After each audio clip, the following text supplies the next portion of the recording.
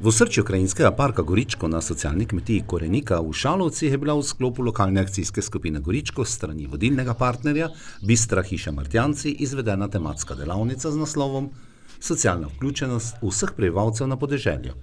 Leta sodi v okvir priprav strategije lokalnega razvoja 2023-2027. Kakšne vsebine so bile predstavljene na delavnici in komu so bile namenjene, nam je pojasnil Jasmin Kukec, direktor Bistre hiše Martjanci. Danes imamo v bistvu zadnjo četrto delavnico vsebinsko za pripravo nove strategije lokalnega razvoja za območje Goričkega. Danes obravnavamo vsebinsko vključevanje ranljivih skupin, pa dejansko tudi vseh prebivalcev na območju. Dotaknili se bomo vsebin, kot je medgeneracijsko stanovanje, potem vključevanje ranljivih skupin recimo v proizvodne procese, potem pa zelo radi pa bi nekako načeli tudi tematiko mladih, kako vključevati mlade na podeželju, recimo, da ostajajo, tako da to nam je nekako fokus danes dobiti iz območja te informacije. Namen delavnice je priprava strategije, se pravi, mi gremo na teren, danes smo tukaj na Koreniki v Šalovcih, ki je nekako lahko tudi nek primer dobre prakse, kako ranljive skupine vključevati v te proizvodne procese. Se pravi, oni so recimo danes, bom rekel tako, neki prvi sogovornik, ker že zelo dosti so na tem področju naredili, ampak bi tudi mi bi radi to njihovo delo še nadgradili naprej. Potem pa različne ciljne skupine, predvsem mlade smo povabili, potem tudi ženske na podeželju, tudi z njimi bi radi nekaj nadgradili, pa seveda starejši, skrb za starejše v povezavi recimo v sodelovanju z mladimi. Nekaj bi radi tudi naredili na preventivi, zdravstveni preventivi tudi v prihodnje. Te vsebinske zaenkrat je to. Bomo pa imeli take individualne delovne delavnice še recimo z določenimi ciljnimi skupinami, z nekimi nevladnimi organizacijami, podjetji, potem tudi z državnimi inštitucijami, ki vsaka na svojem določenem področju dela.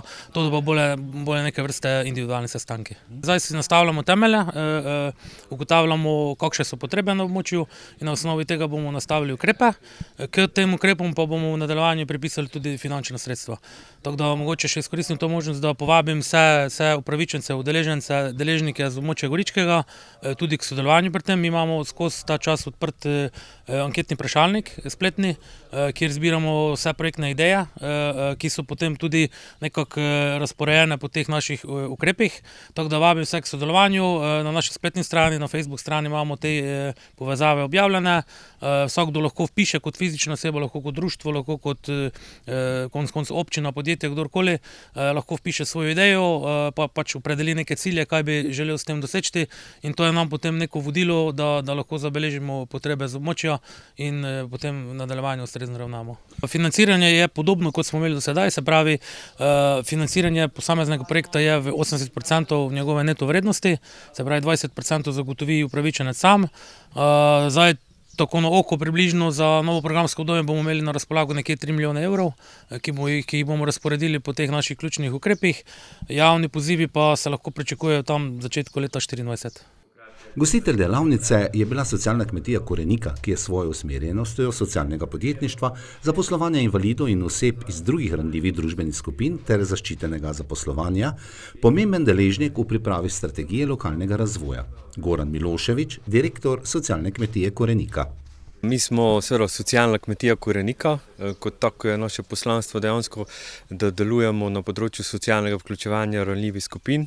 To so zelo široki pojmi, posebej na teh oddaljenih območjih Goričkega je tega veliko. Tu so praktično vsi prebivalci sodijo v neko od ranljivih skupin, bodisi da so starejši, mlajši, glede možnosti zaposlitve, potem tudi osebe z različnimi invalidnostmi. Tako mi na Koreniki skrbimo za to, da vsi ti ljudje nekako dobijo pogoje, bodisi za zaposlitev ali pa neko storitev oziroma nekaj takega, kar jim lahko olajša življenje.